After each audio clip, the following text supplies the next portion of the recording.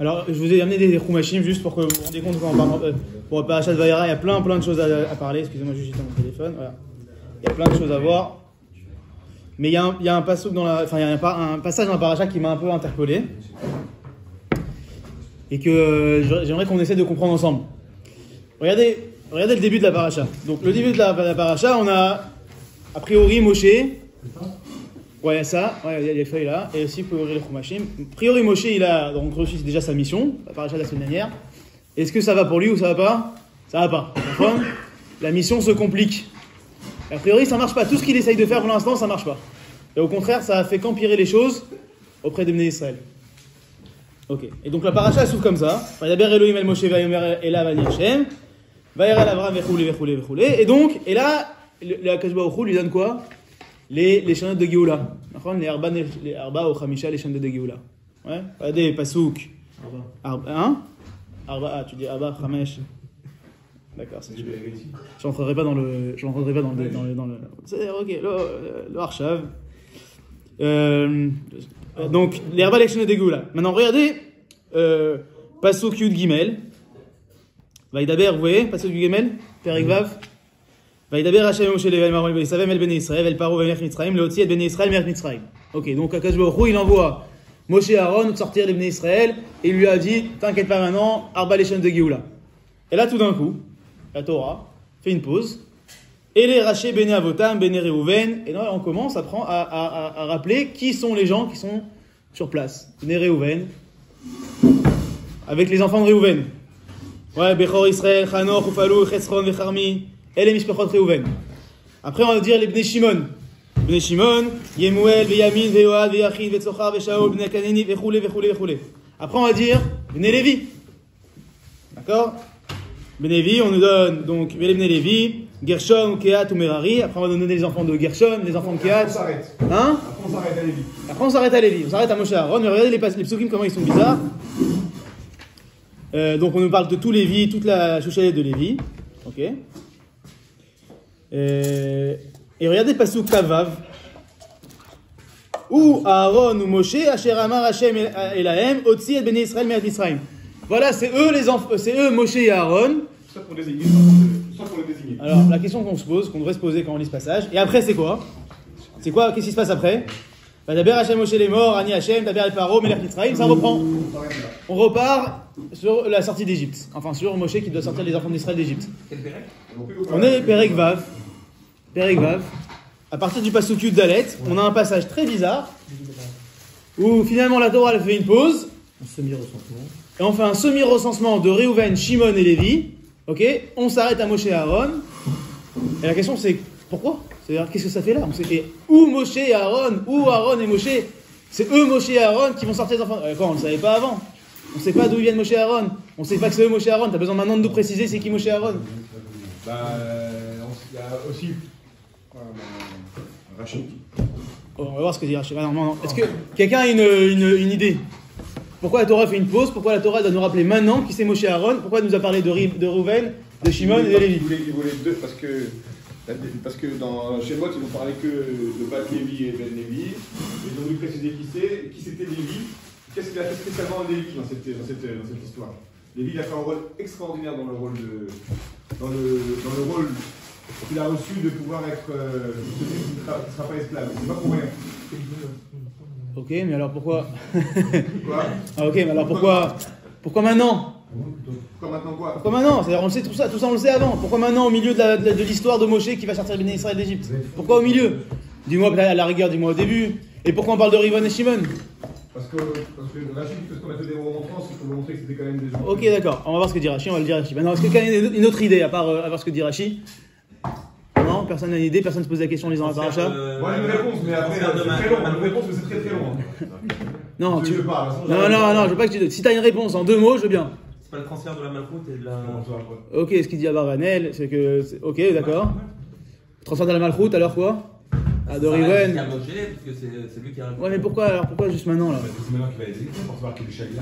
Mais Moshe il a été désigné bien avant, il aurait pu en appeler. Maintenant qu'il va mener la vie pour un Mais il a commencé déjà par Parashat Shemot, il est déjà Shaliach d'Akadosh Baruch Hu. s'est rien passé, il est allé voir quand même Paro, il a parlé avec Paro. Ça n'avait pas commencé.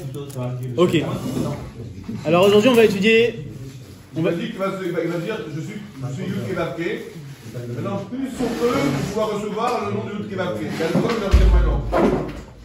Bon, ok, d'accord. Tu vas dans les schémas d'Akadosh Baruch Hu. Je voudrais un truc beaucoup plus simple. Beaucoup plus simple, mais qui a, comme vous savez, j'aime bien voir les relations qu'il y a entre eux, les générations passées, et nous aujourd'hui. Comme d'habitude, c'est un shiur du Rav Tamir que j'ai entendu. Et je voudrais qu'on étudie aujourd'hui un texte du Rav Shimshon Raphaël Hirsch. C'est-à-dire qui va donner une explication sur pourquoi ce passage il est là. C'est une explication vraiment, quand je l'ai lu, vraiment incroyable. Tournez la page d'abord. On va voir juste ce qu'il dit Rashi. Ok? Rashi donne le pshat. Il dit c'est quoi les Resh Bene Avotav? Mitor Sheuskak Leaches Shiftol Shel Levi Ad Moshe Aaron. Puisqu'il voulait à ce moment-là, il n'explique pas vraiment pourquoi, mais il voulait a priori expliquer qui c'était Moshe et Aaron. Alors, il trie les Arsam derrière Toldotam et Reuven. Il a commencé par le début, à savoir Reuven. Reuven, Shimon, Lévi. D'accord? On voulait arriver à Moshe et Aaron. On ne sait pas exactement pourquoi dans la chaîne de Rashi. Mais pour arriver à Moshe et Aaron, alors on commence depuis le départ à Reuven et Shimon. Ok. Et il nous dit, comme il a dit Uriel, Piskarabati et Raïti, les filles chez Kantram, Yaakov, les Shlosha Shvatim, Alalou, Beshat Moto. Ouais, quand il a fait les brachot, Yaakov, il les a un peu. Les Kantram, il les a un petit peu remontrés, faire des remontrances à ces trois Shvatim. Alors là, juste avant la délivrance, Akadosh Baruch Hu, il les rappelle pour leur donner du kavod. Ok. Il a fait. Maintenant, moi, je voudrais qu'on étudie un texte du Rav Hirsch qui va nous expliquer deux illusions que les hommes ont concernant la Géoula et concernant le Goël. Et ces deux illusions-là, elles ont été historiquement, elles se sont passées, et surtout, c'est que ça continue à perdurer ces illusions-là. Fais un sourire, Kalfa. Je sens que je peux pas pouvoir plier. Non, c'est soft. Non, c'est soft. Tout le monde sera d'accord. Regardez ce que dit le Rav Hirsch. Mekorstein. Pas de polémique aujourd'hui, tranquillou. Il pleut, il fait froid, on va être tranquille. Rav Hirsch, il dit comme ça. Miyad boletet la'ain, vous voyez où je suis? Mekorstein. Miyad boletet Laïn, Afsakat Asipour, elle est décédée à Yochassin à Nitka Leitzaeto. Ouais, tout de suite, ça nous interpelle, c'est Bolet Laïn, c'est-à-dire que notre œil, il est interloqué, il est pas comment on dit, Bolet Laïn, excusez-moi. Ça saute à l'œil, merci, ça saute à l'œil, que tout d'un coup, au milieu de la paracha, on est Seder à Yochassin. Ouais, le recensement des gens qui sont en Égypte. Vermistayem Bemilim, ou Aaron ou Moshe. Ouais, et ce recensement-là se termine par les mots, c'est eux, Aaron et Moshe, qui vont sortir d'Égypte à Israël. Et Mamedabri Vechoulé, ou Moshe et Aaron, Kmozarim Lachalotin Ayolanu Anashim Aele, comme si ces gens-là, Moshe et Aaron, ils étaient complètement inconnus au bataillon, qu'on la Torah avait besoin de nous les préciser maintenant, et nous rappeler qui c'était leurs parents, leurs grands-parents, leurs frères, leurs oncles, etc. Tout d'un coup, maintenant, à ce moment-là, comme si c'était complètement inconnu. Vera Kan et Karnou, mais comme si seulement à ce moment-là de la Torah, on les connaissait, on leur faisait connaissance. Vera Baksuk Kaftet Yeshuva Tiur El Trilata Sipour, et après le Kasuk Kaftet, on repart dans le Sipour, dans Moshe, il va faire son travail pour sortir d'Israël d'Égypte. Il a fait. Nous dit le Rav Hirsch, Ava Nitbonen Baseder Dorod Ze Shelefanenu. Venez, on regarde ce qu'il y a écrit vraiment là-bas. Enu Mitztamtsam Beyechus Shel Moshe Aaron. Donc, premièrement, ce Yechus là, comment on dit Yechus en français? C'est pas un recensement, le Yechus c'est le. Rapport. Dénombrement. Ouais, non. Je sais pas s'il y a un nom en français. Vous comprenez ce que ça veut dire Yechus? Yechus c'est la relation familiale entre les gens. C'est-à-dire Yechus. Quand, genre les Chassidim, le Rebbe, ils ont le Yechus, les enfants ils ont le Yechus. C'est-à-dire le rapport, si tu veux, le lien de Yachas. Donc, ce recensement, ici on va dire recensement, le recensement de Moshe et Aaron, il ne se limite pas à Moshe et Aaron, et la Over ou Biktsara al Shnei Shvatim Shekadou li Shiftan. Il va parler des deux Shvatim qui sont avant lui. Tu dis Baruch? Non, je vais dire, il parle de Reuven et Shimon. C'est-à-dire, Vechen beshiftam, milvan ishtalshelut yichusam ayashir. Et même dans leur chevet, propre chevet, c'est-à-dire le chevet Lévi, on aurait pu amener que leur père, leur grand-père. Non, on va parler de leurs oncles, après, et de leurs cousins. Gamire et anfea mishne. On va voir aussi les branches qui sont les branches cousines de Moshe et Aaron. Dodim uvnehem, leurs oncles et leurs enfants. Dodeorim uvnehem, les grands-oncles et leurs enfants. Vechen moar shiftam bekishro al shvatim shkadmulo. Et on va voir aussi donc le yachas avec les autres shvatim, Reuven et Shimon. Ou mishpartam ou beta avec Ishrem, mishpachot ou bate kerovim. Ouais, leur famille, leur maison, enfin donc leur famille. Et les relations familiales qu'il y a entre tous ces gens-là. Midor, Kodem ou Bnei Doram, des générations passées, parce qu'il y en a qui sont déjà morts. Reuven, Shimon, Lévi, ils sont tous morts. Et des gens de leurs époques, de leur génération. Bien fait.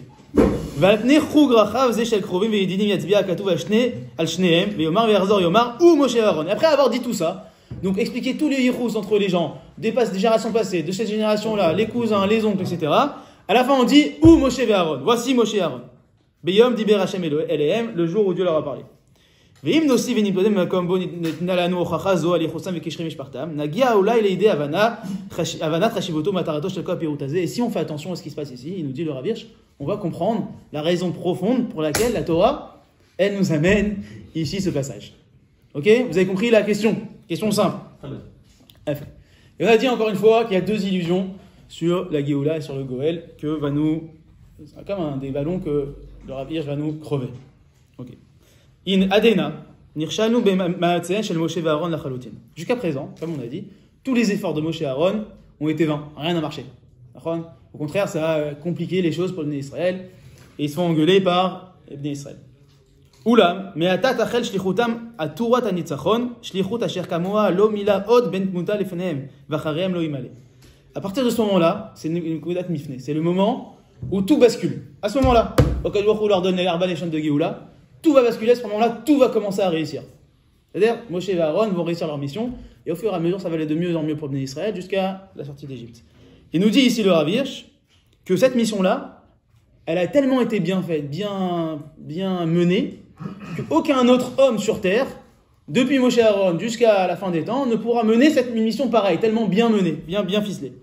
Mais Ata, Noda Chashivut yatira la richat reshima medoyekat shel yichusam vekirvata. Et maintenant, on va comprendre, une fois qu'on a dit que tout va basculer, que ça va marcher, que ça va fonctionner, alors on va comprendre l'importance de rappeler toute ce yichus-là entre Moshe et Aaron et tous leurs ancêtres, et leurs oncles, leurs tantes, Moshe, Reuven et Shimon. Pourquoi?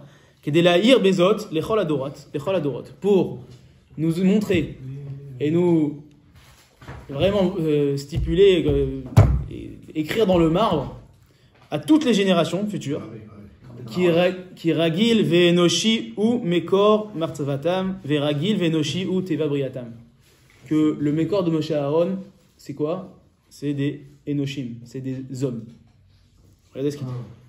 Gam betkufat atika karash anashim shitztainu kemetive amam nitla mehem achare motam dmutam haenoshit ubiglal alilot pe'er elokiot zachou les motza eloki. Il dit, c'est arrivé qu'à des générations passées, ouais, il y a des hommes qui ont fait des choses incroyables sur terre. Des hommes qui ont fait des choses incroyables sur terre, et qu'une fois qu'ils sont morts, leur attribut humain a été dénaturé. On leur a enlevé l'attribut humain, et Kivyachol, on les a transformés en Dieu. C'est-à-dire, et c'est qui le meilleur exemple? Jésus. C'est-à-dire, si. Hein? La question que pose le Rav Hirsch, c'est pourquoi, au début de la paracha, on repasse sur toute les yichus de Moshe et Aaron, depuis Reuven, Shimon et Lévi. C'est ça qu'on est en train de voir. Donc il nous dit, la première chose, c'est que n'oublions pas que les hommes qui ont fait des choses incroyables sur terre, l'homme a une tendance à quoi? Une fois qu'ils sont morts, à dénaturer leur nature humaine et à dire ces hommes-là, c'était pas des hommes, c'était des dieux. Il nous dit le Rav Hirsch, Allo yadou alanu ala Yehudi achad. Ouais, on connaît tous l'histoire de ce juif-là. Ouais, Yeshua, faut pas le nommer.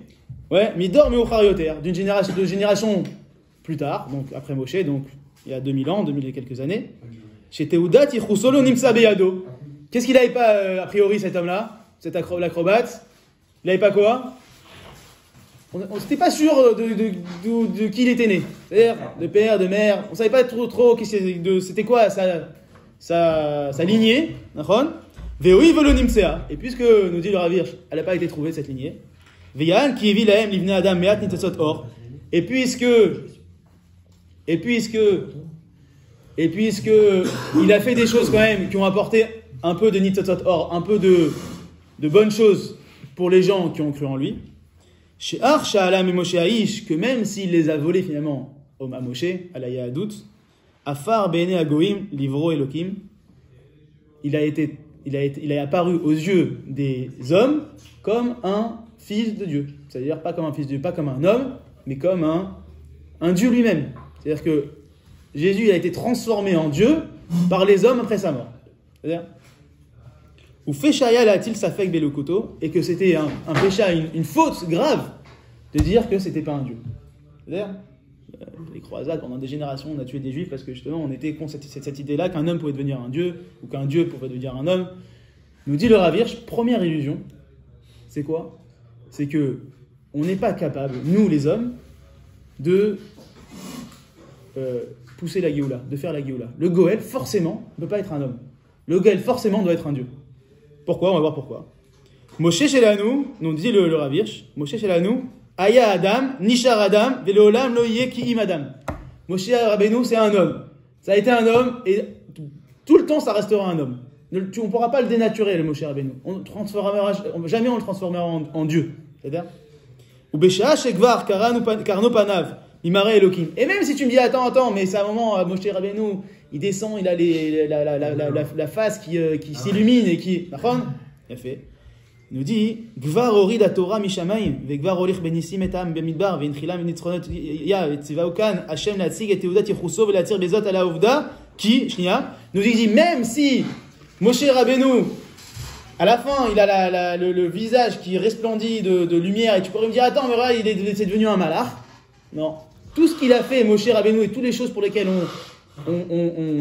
aujourd'hui, on reconnaît en Moshe le Navi le plus grand, il les a fait avant, justement, qu'il ait atteint ce niveau-là de Karna Panav, et qu'il avait déjà descendu la Torah, il avait déjà fait tous les nissim de sortie d'Égypte, d'accord? Et tout ça, il l'avait fait quand t'as pas de safek que c'est un homme.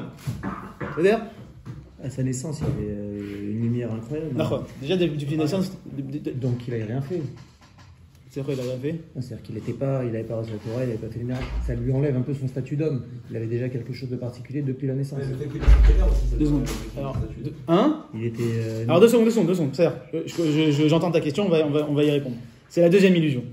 Ok? C'est la deuxième illusion dont on parle avant. Illusion ou illusion? Illusion. C'est une illusion. C'est quoi l'illusion? C'est pas une illusion, c'est une illusion. C'est quoi l'illusion? C'est de penser, encore une fois, on pourrait croire. La vérité, c'est que quand on réfléchit à la Natsrout, au christianisme et au catholicisme, on se dit, finalement, c'est n'importe quoi. C'est compliqué pour nous de comprendre c'est quoi la profondeur de leur philosophie. Maintenant, la vérité, c'est que on a une Mara qui nous dit, dans Brachot, je l'ai étudié ça hier, donc je peux vous le citer, c'est Brachot et Amoudbet, que c'est-à-dire que celui qui est en prison, il ne peut pas sortir de prison. Il a besoin de quelqu'un d'autre pour venir le sortir. C'est-à-dire, c'est ça toute la philosophie du christianisme. À savoir, l'homme restera un homme. Le monde restera matériel. L'homme fait partie du monde. Et si le monde doit être délivré, il ne peut pas être délivré par l'homme lui-même. Forcément, c'est Dieu qui vient et qui va le sortir de son statut d'homme, de son statut de monde. C'est-à-dire, vous comprenez ce que je veux dire? C'est la philosophie du christianisme. Finalement, l'homme, il n'a rien à faire sur terre. C'est pour ça que d'ailleurs, leurs prêtres se retranchent du monde, ne se marient pas, ils vivent dans des monastères. Enfin, finalement, il n'y a rien à faire. C'est un yéhouch total dans ce monde-là. On ne peut rien faire. Nous, l'homme, on n'a aucun moyen de faire évoluer le monde. La seule personne qui peut faire évoluer le monde, c'est Dieu. Et donc d'ailleurs, leur Messie, c'est qui? C'est un Dieu. C'est pas un homme. C'est-à-dire, contrairement à nous, qui disons quoi? Non, pitom, Dieu, il nous a donné, on est des hommes, on a une dimension divine, on a Chelek Elokim Imahal, et cette dimension divine-là, elle nous permet de sortir l'homme qui est en nous, et de délivrer l'homme qui est en nous. Mais c'est pas un Dieu qui délivre l'homme, c'est ça que nous dit l'illusion. Maintenant, vous me direz, ok, mais on parle du christianisme. Ouais, mais la vérité, c'est qu'on a cette illusion-là, on l'a souvent nous-mêmes vis-à-vis de nos rabbanim, même vis-à-vis du Mashiach. C'est-à-dire, vis-à-vis de nos rabbanim, des fois, on a du mal à croire que nos rabbanim sont humains. C'est-à-dire, qu'ils font des péulotes humaines. C'est-à-dire, je sais pas moi, voir le Rav Hanania faire aller ses enfants au GAN, c'est-à-dire, ou voir un grand Rav descendre ses poubelles, ça paraît dingue. Pourquoi ça paraît dingue? Parce que c'est pas compatible a priori. Encore une fois, après on comprend que c'est compatible, mais de prime abord, c'est pas compatible ces deux choses-là. L'homme qui descend ses poubelles, il peut pas être l'homme qui fait la Géoula. C'est-à-dire, a priori, c'est comme ça qu'on le ressent. Je sais pas si vous le ressentez comme ça. Et là, nous dit le Rav Hirsch, c'est la première illusion qu'on doit savoir casser. C'est pour ça que la Torah vient nous dire ici, à ce moment-là, au moment où Moshe va réussir sa mission, et que Am Israël pourrait le transformer en Dieu, d'accord? Alors, la Torah, elle vient dire quoi? Regarde, il a un papa, il a une maman, il a des cousins, il a des frères et sœurs, il a des oncles, Shimon, Lévi, Réhouven, c'est-à-dire, tout ça, c'est sa famille. Ne viens pas m'en faire un Dieu, ne viens pas m'en faire quelqu'un qui est né hocus pocus, non, cette personne-là, Moshe Rabbeinu, elle est née sur terre comme toi et moi, et c'est un homme, et ça restera un homme. Ouais. On le sait déjà à ce moment-là. Pourquoi il a besoin de nous répéter maintenant? On le sait déjà. On le sait déjà, et pourtant, à ce moment-là, a priori, le Rav Hirsch, il ne le précise pas ici, mais comme c'est un Nekudat Mifne, c'est le moment où tout va basculer, d'accord? On pourrait croire à ce moment-là, dire ok, jusqu'à présent, je m'en rendais pas compte, je m'étais inventé une fiction, je sais pas d'où il vient Moshe, comme il dit David, il avait la lumière dès le départ. Non, on aurait peut-être pas les Bnei Israël à l'époque. Mais nous, le Meshach Chochma dit, si Moshe Rabbeinu on avait su où était sa tombe, on l'aurait transformé en Dieu. C'est-à-dire, c'est pour ça qu'on ne sait pas où est sa tombe, on ne sait pas où il est enterré. C'est-à-dire, donc ça c'est la première illusion que vient nous dire le Rav Hirsch. Regardez, je continue. Non, une autre chose aussi que je voulais vous ramener aussi. Regardez ce que dit la Mishnah dans Pirkei Avot. Tournez la page, s'il vous plaît. Mishnah dans Pirkei Avot. C'est aussi une autre facette de cette illusion-là qu'on pourrait croire, à savoir que le Mashiach, le Goël, mais pas seulement le Goël, tout ce qui descend. C'est pareil le Goël et le Mashiach. Arshav, la Nagid Sheken, c'est-à-dire Nagid Sheken. Ou même, je voudrais juste vous dire que en fait, ça vient déresponsabiliser l'homme, en fait. Cette philosophie-là, elle vient déresponsabiliser l'homme. De la manière qu'on a vu que chez les catholiques et les chrétiens, finalement, ils n'ont aucune influence sur le monde. Ils pensent n'avoir aucune influence sur le monde. Aucun moyen de faire évoluer le monde spirituellement. C'est-à-dire, et donc pour ça qu'ils s'y retranchent. On a aussi nous-mêmes, c'est-à-dire chez les juifs, même si on a conscience que ce que disent les chrétiens c'est des bêtises, on a nous-mêmes aussi une sorte de volonté de se déresponsabiliser de cette avancée spirituelle du monde en disant, c'est-à-dire, mes rabbanim, il y a des gens qui feront le travail pour moi. C'est-à-dire, moi je suis un Amaret, je suis un Balbaït, et des gens qui feront le boulot pour moi. C'est-à-dire, je me déresponsabilise. C'est-à-dire, pas seulement ça, c'est que tellement je me déresponsabilise que tout ce que vont me dire mes rabbanim, ou tout ce que vont me dire avec Dolim, ou tout je le prends pour oui, et je me casse pas la tête. Parce que finalement, Anilo Tzad Baïnan, j'ai rien à dire moi finalement. Regardez ce que dit le Rabbi Chaim Nevologin dans la Mishnah de Pirkei Avot. Il y a marqué dans la quatrième Mishnah de Pirkei Avot, Yossi ben Yoezer ish Sereda ve Yossi ben Yochanan ish Yerushalayim kiblu mehem. Yossi ben Yoezer ish Sereda, vous voyez, je suis une Mekor Shtaim. Ouais. Yehi betecha beit va la Chachamim.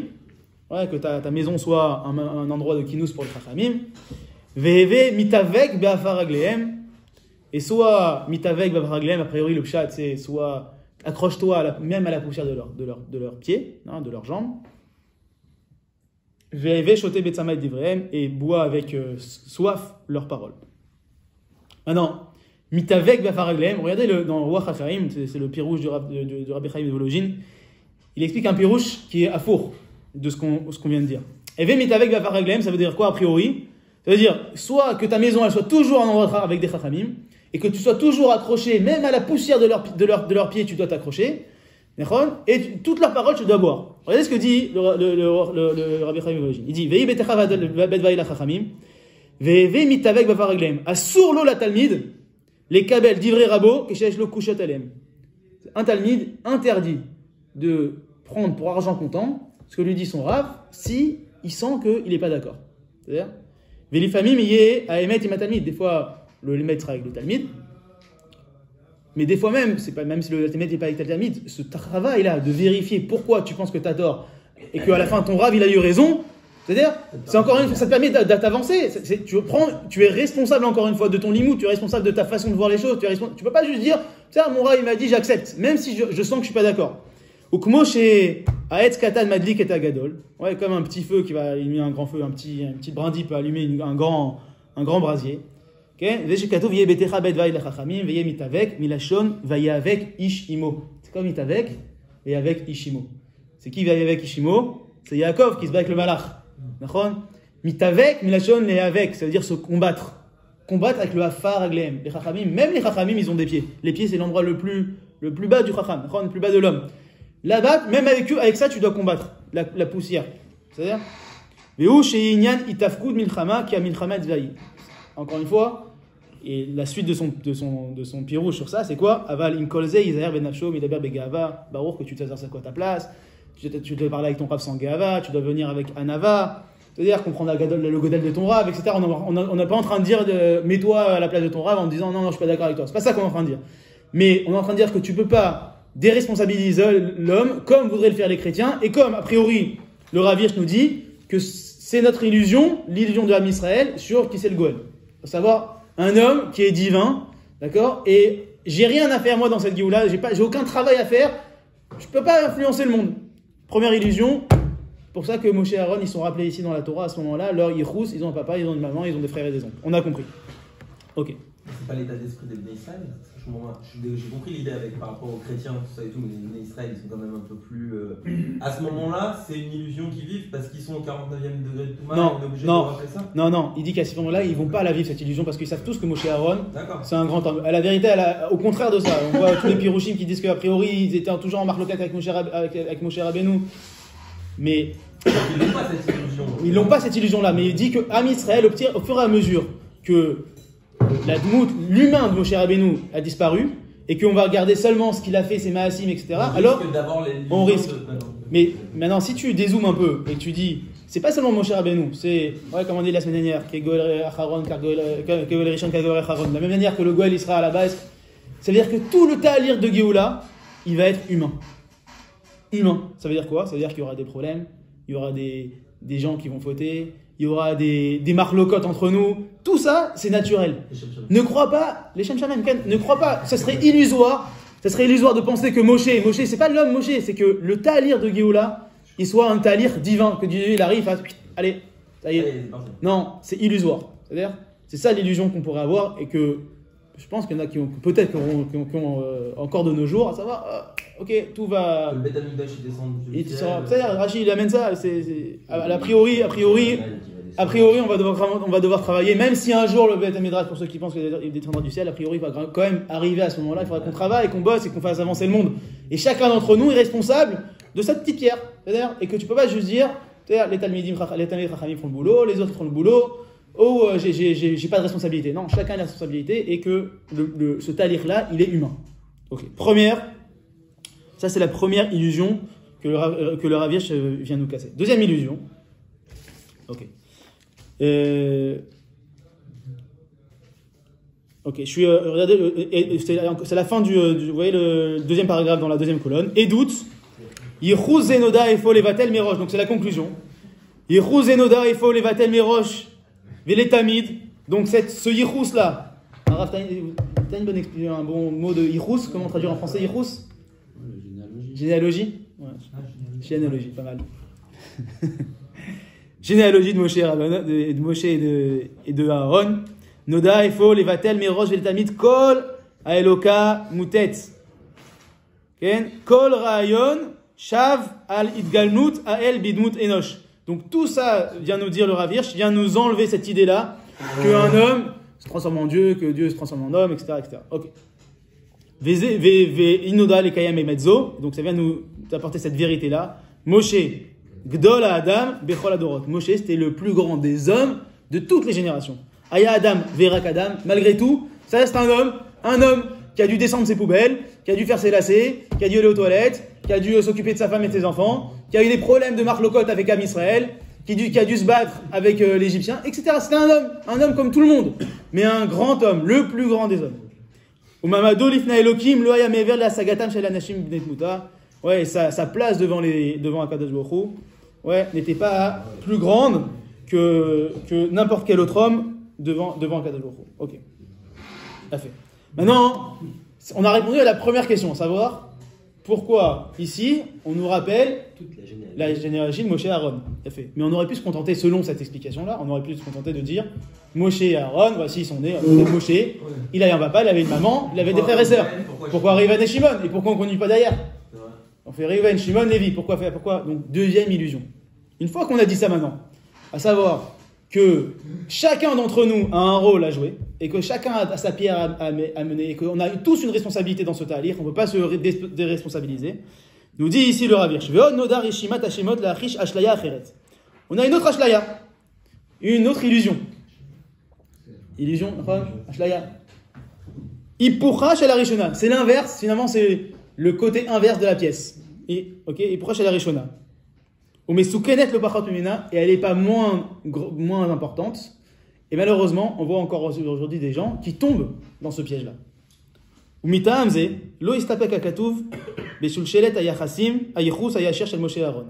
Et donc, pour ce safek-là, pour cette illusion-là, Akadosh Baruch Hu, dans la Torah, elle ne s'est pas contentée seulement de donner la généalogie, merci du mot, la généalogie de Moshe et de Aaron. Elle a donné aussi Yaakov, Lévi, Kehat, Moshe, et là, donc elle a pas seulement dit Yaakov, Lévi, Kehat, Moshe, on aurait pu dire donc seulement généalogie de Moshe, et là, Mana, Gam et Ashvatim, chez Kadmou le Lévi.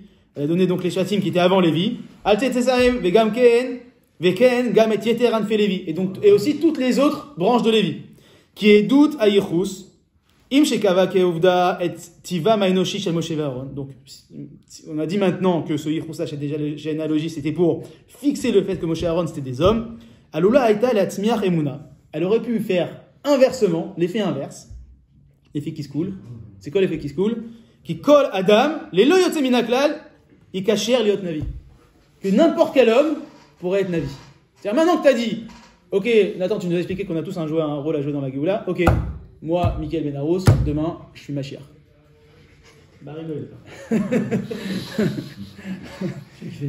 C'est moi le Mashiach. C'est-à-dire, chacun pourrait se prendre pour un avis finalement. Si Akadosh Baruch Hu à la fin, c'est lui qui va donner à l'homme la force de devenir navi, alors, et qu'il n'y a pas besoin, va nous dire le Rav, il n'y a pas besoin, on pourrait croire qu'il n'y a pas besoin de se préparer pour ça, alors n'importe quel homme pourrait être navi. Et pour n'importe quel homme pourrait se dire, ok, moi, salut les gars, c'est moi le navi. On a vu des naviers Sheker dans toutes les générations, et on en voit encore aujourd'hui. C'est-à-dire. Mais du coup, ça explique Shimon et Reuven, mais ça explique pas alors pourquoi les autres après ils sont pas cités. Ok, 2 secondes. Kiviachol, Adam Ayadoua, Keshoté Gamor Ayom. Ouais, un homme, il était complètement idiot hier. Ouais, c'est un Amaretz total. D'accord? Issa Machar et Varo Beshem Hashem. Et demain, il se met à faire des discours au nom de Dieu. C'est-à-dire. Ça fait. La vérité, c'est qu'on en a vu encore dans nos générations, on voit des gens qui tombent dans une sorte de secte, des trucs avec des rabbanim, qui ne connaissent pas ni d'Adam ni d'Ève, comme on dit chez nous, et tout du jour au lendemain, c'est devenu des grands rabbanim, des grandes barbes blanches, et c'est des grands kabbalistes, et ils tombent dans des sectes, à chaque fois, ça part en cacahuète les histoires, et dernièrement encore, on a une histoire d'une secte comme ça.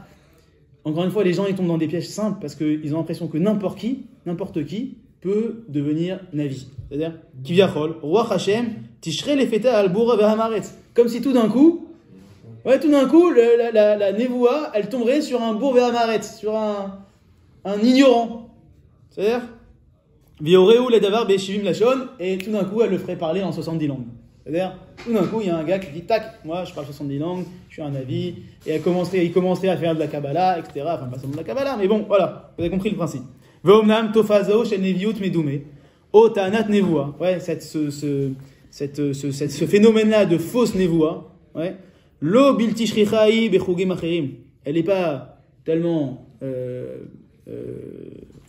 se retrouve dans plusieurs chugim. Ou bechol shenavi ayom tmol ayam mugbal besichlo ve'naor midaat ken tiye ledaatam tmura pitomit zo edut brura leprira elokit. Et à four chez ces gens-là, le fait que cet homme-là, il était beau Vamaretz, en tout cas il n'était pas connu comme étant un grand savant et comme étant avoir la parole divine. Et que du jour au lendemain il se retrouve à avoir un poste, une relation avec les gens, avoir une relation dominante sur les gens, à pouvoir parler avec un langage divin, c'est la preuve que Dieu s'est dévoilé à lui, c'est la preuve que Dieu l'a choisi, que c'est le Navi. C'est-à-dire, il a fait.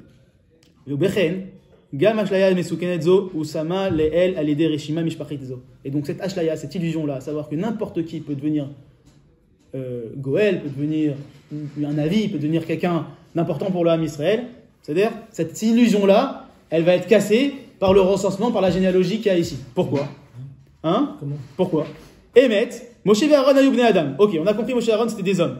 Ach verag bnei Adam, uniquement des hommes. Oulam, em ayou bnei Adam nifrarim. Ne pas oublier, c'était des gens qui ont été choisis. Comme tu as dit, depuis qu'il est né, il a été choisi, Bichlal. C'est-à-dire, c'est des hommes qui ont été choisis. C'est, d'un côté, c'est des hommes, mais d'un autre côté, c'est des hommes qui ont été choisis. Et ilou ratzakaz bochou lifror bemi chez Isdamen et Lavrishona. Et si, finalement, il n'y avait aucune importance dans quel homme Dieu il allait se dévoiler, l'important c'est le message divin, et que l'homme en lui-même il n'a pas d'importance, il n'a pas besoin de se préparer, il n'a pas besoin de faire un travail sur lui-même pour recevoir la parole divine, alors il aurait pu prendre le premier. C'est qui le premier? Réhouven. C'est-à-dire Ayush Fatim Acherim, il va de Lévi. Neotim les Kabel Shlichuto, ils auraient pu prendre eux-mêmes la Shlichut. Vim Lévi, Anafim Acherim. Et si c'est pas Réhouven et Shimon, pour X, Y raison, alors dans Lévi, tu as plein d'autres enfants qui sont avant Moshe. D'accord? Anafim Acherim, il va de Kehat. Vim Kehat. Batim Acherim, il va d'Amram. À part Abraham. C'est-à-dire qu'à chaque fois, on voit que c'est pas l'aîné, que c'est pas le Bechor qui a été choisi. À chaque fois, il y a quelqu'un d'autre qui a été choisi. Vim ibn Amram. Ari Aaron le Bechor. Même si c'est Amram, il y a Aaron et le Bechor. Pourquoi c'est Moshe qui est choisi? Kamou ke Moshe, toi vous. Mais ici, il nous dit Rav Hirsch, et c'est la deuxième illusion que nous pourrait avoir, c'est que n'importe qui pourrait se transformer en Mashiach, en grand Rav, en chaliard d'Akadosh Baruch Hu. Non, attention, Akadosh Baruch Hu, il choisit les gens à qui il parle, c'est-à-dire au travers de qui il parle. Et on sait très bien qu'un Navi, même si une personne s'est préparée à être Navi, il a toutes les qualités pour être Navi, ouais, les 5 qualités qui sont citées. Adaïn, si Akadosh Baruch Hu n'a pas décidé de se dévoiler en lui, alors il ne sera pas Navi. Même s'il a toutes les qualités, qu'il s'est préparé, il a fait la préparation, il ne sera pas Navi. Et donc le fait qu'il dit, ok, dans la Torah est marqué, voici les enfants de Réhouven, voici les enfants de Shimon, voici les enfants de Lévi, voici tous les frères, les fils de Lévi, voici Moshe et Aaron, c'est eux, Moshe et Aaron, qui vont sortir d'Égypte, pour nous dire quoi? Première chose, c'est des hommes. Deuxième chose, c'est ni Réhouven, c'est ni Shimon qui a été choisi, c'est ni Kehat qui a été choisi, c'est ni Amram qui a été choisi, c'est ni Aaron qui a été choisi, c'est Moshe qui a été choisi. De là, la deuxième illusion, elle est cassée. D'ailleurs, vous avez compris? Ok. Vélo écriou la Adam, et là, Imiagia, les roues malata Adam. Pardon? Ça continue pas après. Justement, parce qu'il n'y a plus besoin. Une fois qu'on l'a trouvé, une fois qu'on l'a trouvé, Tribu par tribu. la Barban, elle dit, c'est comme si de mémoire, c'est comme si tu as un sac de billes, tu cherches. Une fois que tu as trouvé la bille, tu as trouvé la perle. C'est-à-dire, tu l'as trouvé. Plus besoin. C'est-à-dire, le principe, on vient de démontrer la démonstration que Moshe et Aaron ont été choisis par Akadosh Baruch Hu, elle se fait au travers de Réhouven, de Shevi, de Réhouven, de Shimon, de Lévi. Pas besoin de continuer plus loin. C'est-à-dire, au contraire, ça apporte à la démonstration. Ok. Lo Réhouven et Shimon, Kim Lévi aya les Shevet Nifra. Pas Lévi et Shimon ont été choisis. Ouais, seulement Lévi a été choisi, pas Réhouven et Shimon, seulement Lévi a été choisi. Lo Aaron et Myriam, pas Aaron et Myriam, qui Moshe aya les Shliach Elohim. Lo Efrar ele Mishe Bagar Bekochot Atzmo. Ouais. Jusqu'à qu'il soit apte à être choisi. Donc le Rav Hirsch nous donne ici deux choses, finalement deux illusions qu'on pourrait avoir encore une fois de nos jours sur comment se passe le processus divin de Géoula, à savoir on a chacun notre rôle à jouer, ça va être un processus humain, c'est un homme Moshe représente la Géoula sera humaine, elle passera par des bas, par des hauts, par des problèmes, par des confrontations, par des marlocotes, les Shem Shamaï, par ce que vous voulez, mais à la fin, c'est un processus humain. Et deuxièmement, ne pas croire que chacun d'entre nous, même si on a un travail à jouer, que n'importe qui peut devenir, à la fin, le chaliard d'Akadosh Baruch Hu. À la fin, on est choisi, celui qui va parler sera choisi par Akadosh Baruch Hu. Regardez juste, pour finir, le Likutei Moharan. Likutei Moharan, c'est Likutei Moharan Taninia Kuftet Zain. Il y a la même manière qu'on pourrait croire, comme on a dit, et avoir l'illusion que les Talmidei Chachamim, ils ne sont pas humains. Moshe n'était pas humain. C'est-à-dire, on pourrait croire que Eretz Israël, elle n'est pas dans ce monde. C'est-à-dire, regardez ce qu'il dit.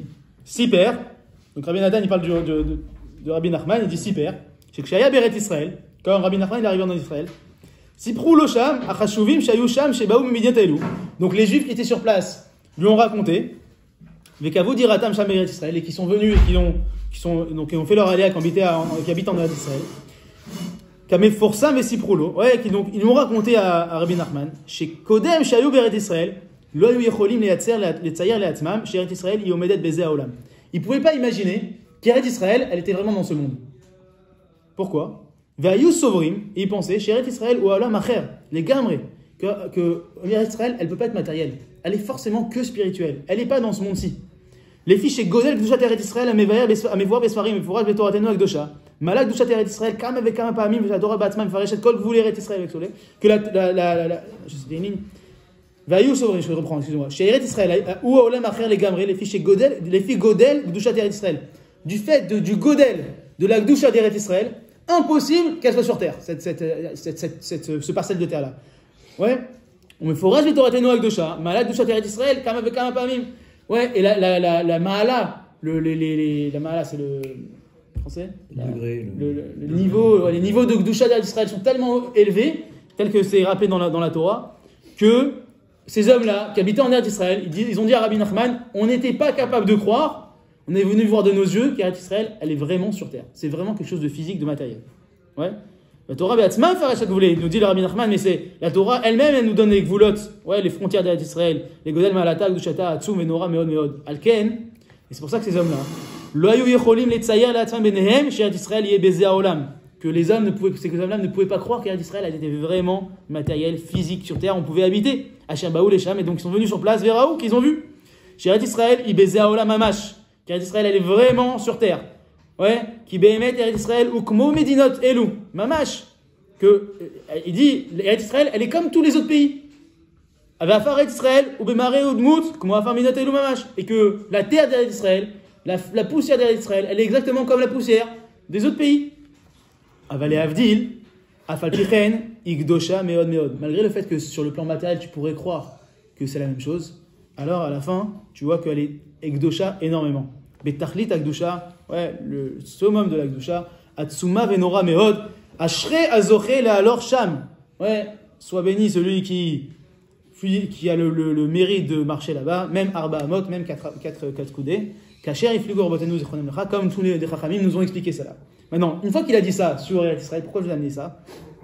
Parce que, de la même manière que ces hommes-là pensaient que Eretz Israël était tellement Gdosha, elle ne pouvait pas être matérielle, de la même manière, on pourrait croire que le tzaddik, le Goël, il est tellement kadosh qu'il ne peut pas être matériel. C'est pas possible qu'un Rav, il descende ses poubelles, il s'occupe de ses enfants, il met ses chaussettes. Impossible. Le Rav, c'est le Rav. Il se lève, il est habillé, il se lève, il est en pyjama, il se couche en pyjama. Il est divin, le Rav, il est divin. D'accord? Hein? Il est divin. Alors, nous dit le Rabbi Nachman, Siper Rabbeinu, Zichrono Livracha, Zot ou Inyan Nitzrach Meod les Kamayanim. Maintenant, cette illusion-là de croire que la Gdusha n'apparaît pas sur terre, ne peut pas être mêlée au monde Chomri, elle est très importante dans plein de domaines. Ouais, chez Bnei Adam Nevuchim Bahem, Betaoutim, ouais, et qui font plein de Taoutim, on dit Taouyot maintenant, et plein d'erreurs, les uns ils font des erreurs sur ça. Qui est Toim Sovrim, parce qu'il y en a qui pensent, chez Tzrichim Lakir et Tzadik, au char d'avar chez Bagdusha Lakiru Befana Betsalmo Dmuto, chez Imeshune Bedmuto Betmotav, Daika. Il dit qu'il y a des gens qui pensent que le tzaddik, il doit être différent sur le plan physique, sur le plan de ses actions. Il doit être, c'est pas un humain, il est autre chose qu'un humain. C'est-à-dire, au Behemet Lokanu, nous dit Rabbi Nachman, c'est pas comme ça. Un tzaddik, c'est un homme, Bedmut Betselem Kchol Anashim, il ressemble à tous les hommes, Ven Boshum Shinui, il a aucun changement par rapport à un autre homme, Vafal Pichen, malgré cela, donc ça c'est la première chose, à savoir que l'homme, ouais, n'est pas d'illusion. Tout le monde, même le plus grand des hommes, reste un homme. Afalpichen ou Inyan Acher les Gamré. Malgré le fait que c'est un homme, c'est quelque chose de différent complètement. Ouais, sur le plan spirituel, c'est quelque chose de complètement différent. Au Sha'ere Bnei Adam, Enam Bedmuto. Et tous les autres hommes, ils sont pas à son niveau du tzaddik. Behemet la mito kechol mashama rabenu, zichrono livracha, sheish hakasher nidme, sholech im koshrot vedakim, ok, il continue, etc.